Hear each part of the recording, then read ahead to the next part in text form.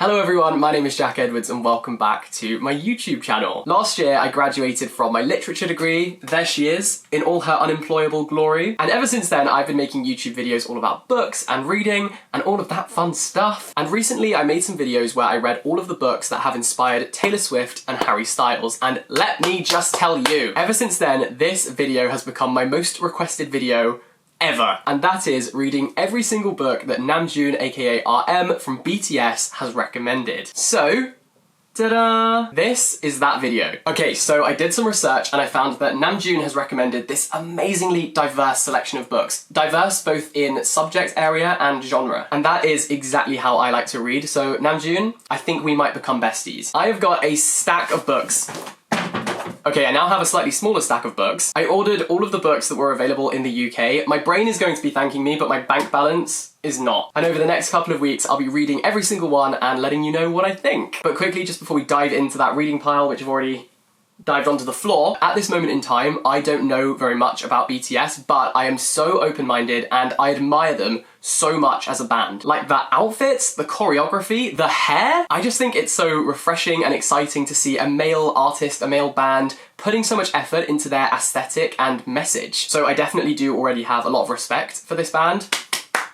I think I'm gonna become a stan. Basically, what I'm saying is, please accept this video as my formal application to be a BTS ARMY. Anyway, let's get on with the video. On tonight's program, ladies and gentlemen, we have something that's gonna make you sick.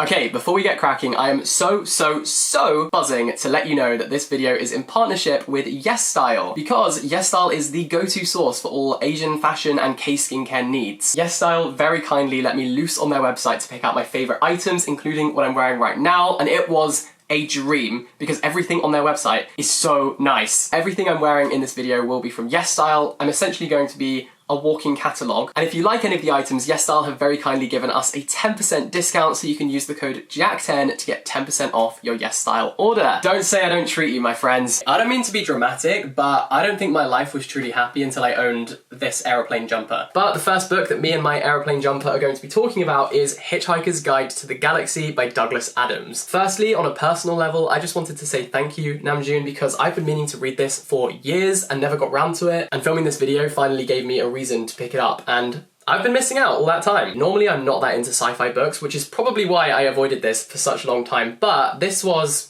chef kiss, my compliments to the chef. It's a story about a hypothetical situation where the world ends and one man is the last person to manage to escape planet Earth and then his adventures through space. Because planet Earth has quite literally been destroyed, this man is now a nomad, a vagabond, he's a hitchhiker. And this book is just unpredictable and ridiculous in the best possible way. This book embraces the idea that not everything has to make sense all of the time, and actually life is a whole lot more fun when it doesn't. And the author, Douglas Adams, has this really subtle wit which just makes every single page so enjoyable to read. So for example, he says, "Space is big. You just won't believe how vastly, hugely, mind-bogglingly big it is. I mean, you may think it's a long way down the road to the chemists, but that's just peanuts to space." And honestly, it's just a good time, so thank you Namjoon for the recommendation. Also, I posted on Instagram that I was doing this video, and so many people have DM'd me asking me who my BTS bias is, and I had no idea what that meant, but I have Googled it and I've done a quiz, and I can tell you that my BTS bias is Namjoon, so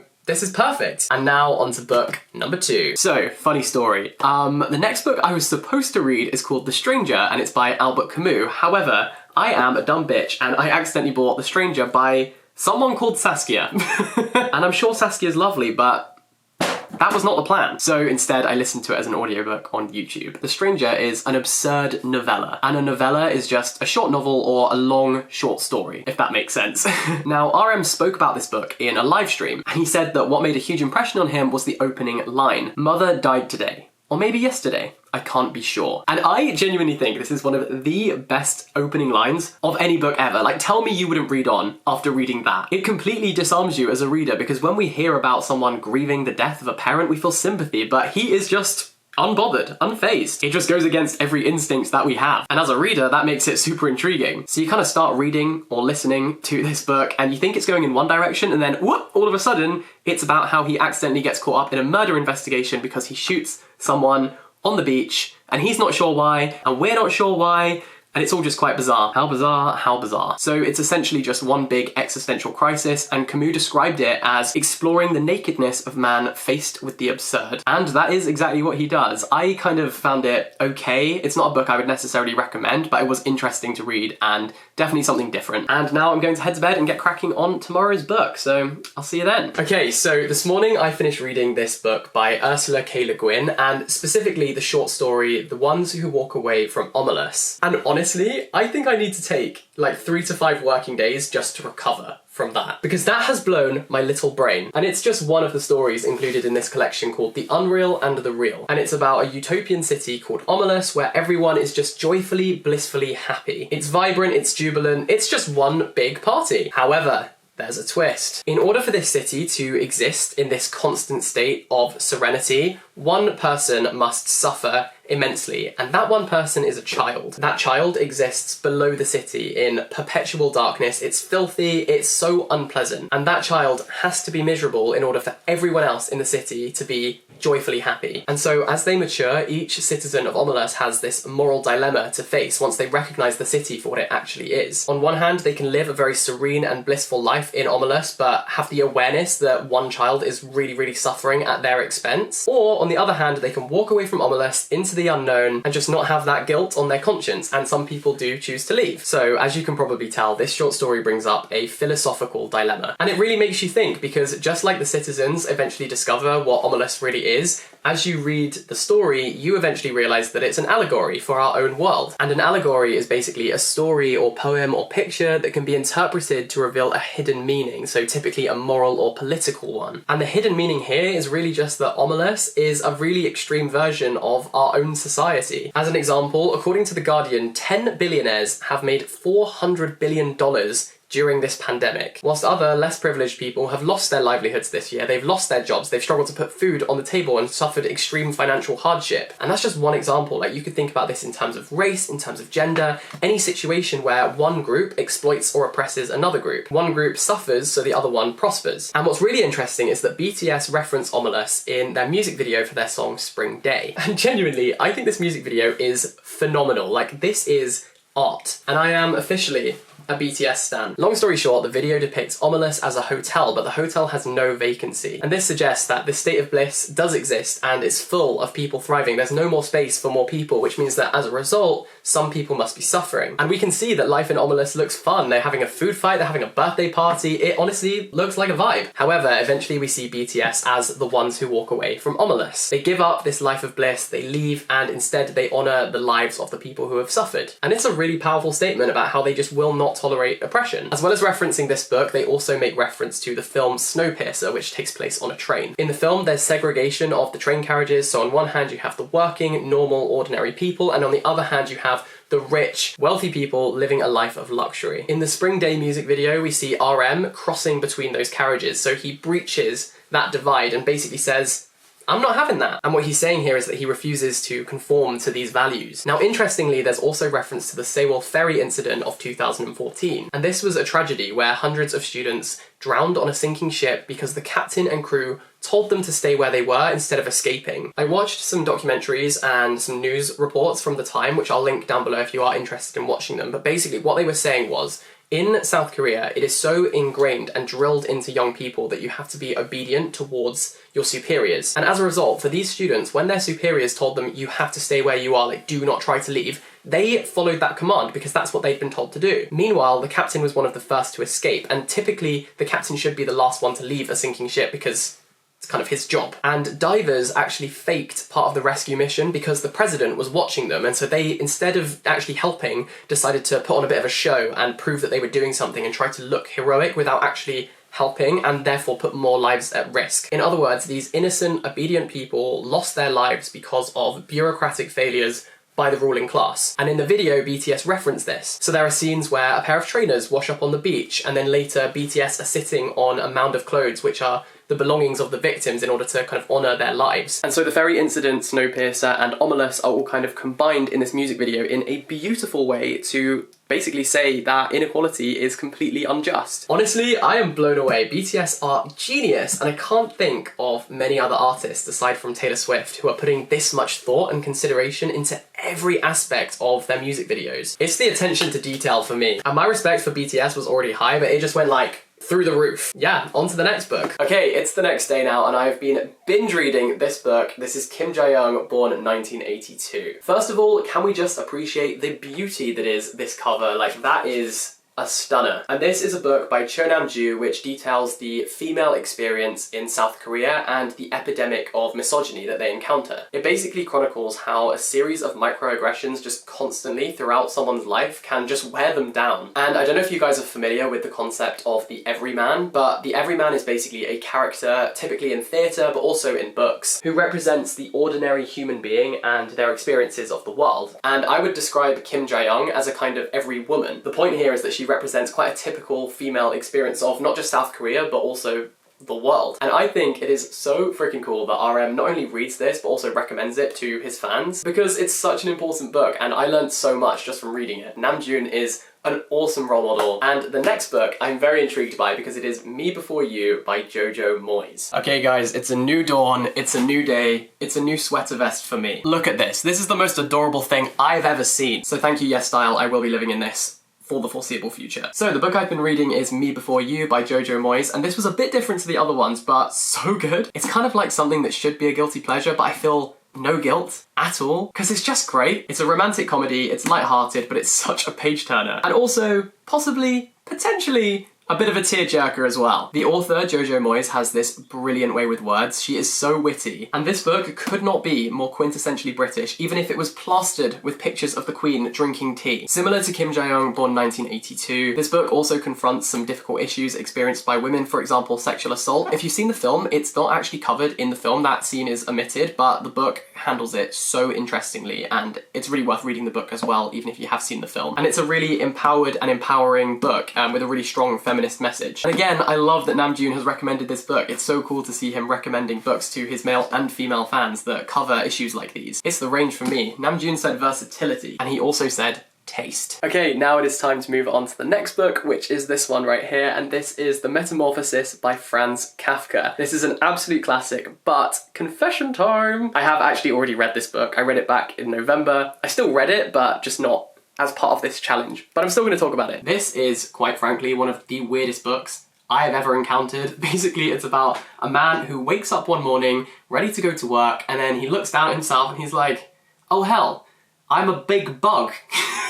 And that sounds like a joke, but that's genuinely what this book is about. And honestly, he's just as confused as we are, so it's all about him working out how to operate and navigate his new life as a big bug. This is one of those books that's probably in every top 100 list of books to read before you die, and it's just because it's so bizarre and absurd. Reading it is quite painfully slow because it goes through every minute detail about this man's new life, but I guess that's the point because he's still working out and he's kind of dumbfounded by the whole thing, and so as a result, so are you. That is that on that. Moving on to the next book, which I seem to have sort of colour coordinated myself with. Quite impressive, not gonna lie. This is a book by Hermann Hesse and it's called Demian. I'm not gonna lie, I wasn't crazy about this book. I think it's one of those things that I'm glad that I've read, but the actual process of reading it was quite difficult. It does pick up near the end though, so if you are reading it, stick with it. If you wanted to read some of Hermann Hesse, I would actually recommend reading Siddhartha instead, because it's kind of more about spirituality and finding that within oneself, and the character is just a lot more likable. Like, you actually want him to be happy at the end. This book is similarly kind of existential, but it's about loss of innocence and finding the self. And it kind of explores and breaks down the distinction between good and evil, so it kind of sees them as not being binaries. For example, Demian says, there's evil in all good and good in all evil. And BTS reference this book in their music video and song for Blood, Sweat and Tears. In the video, we can see good versus evil depicted as light versus dark, and at first they're kind of different realms, but eventually they sort of merge, and that recognizes the complicated nature of real life. Jin represents Sinclair, who is the main character of this book, and at the beginning he is essentially trying to work out whether he is inherently good or evil, and he looks to a painting for answers just like in the book. But eventually he finds himself and embraces the fact that he can actually choose who he's going to be. It's not predetermined, he's not inherently good or evil, he gets to decide with every action that he makes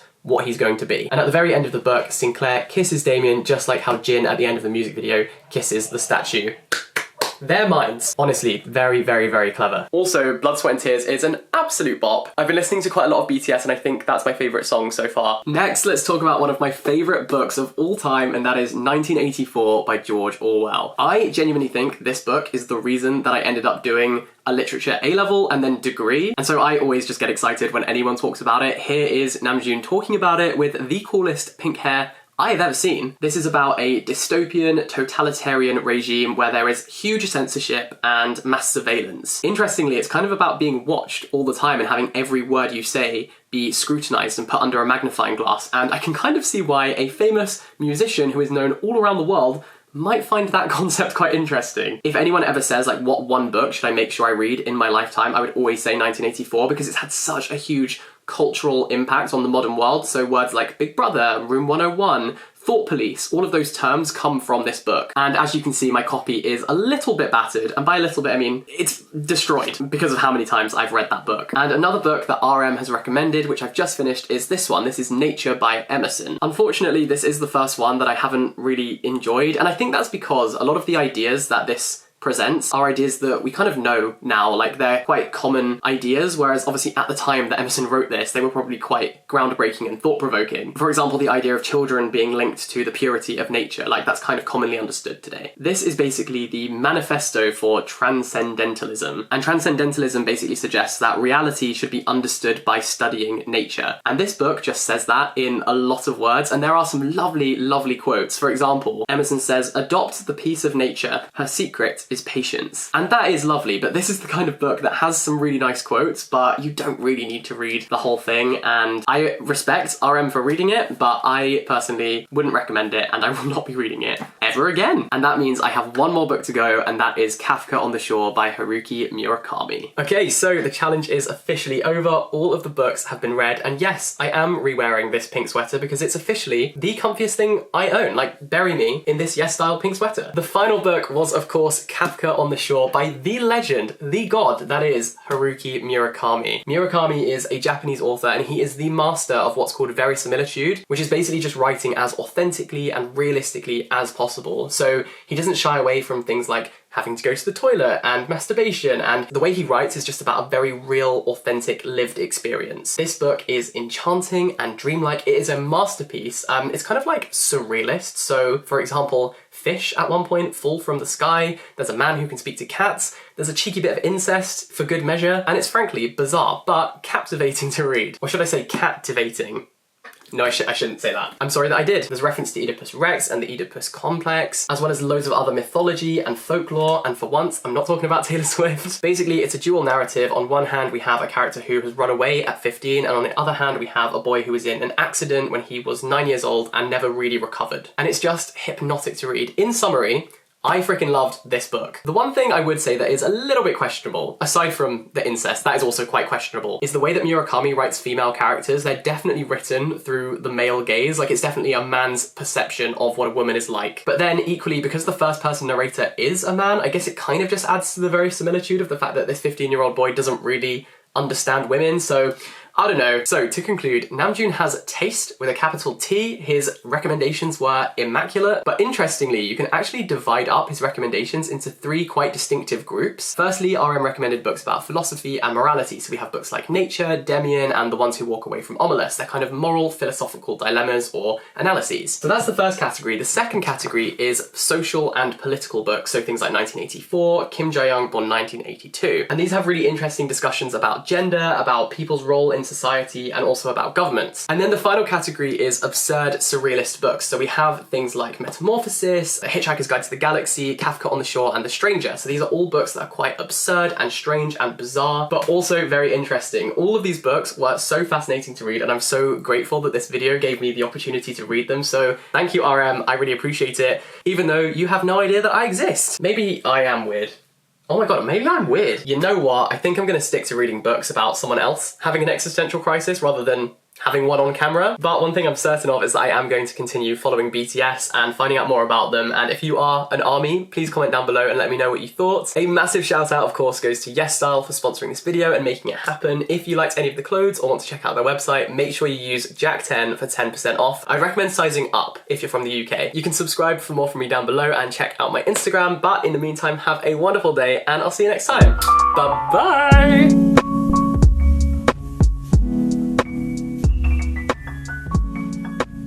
In case I don't see ya, good afternoon, good evening, and good night.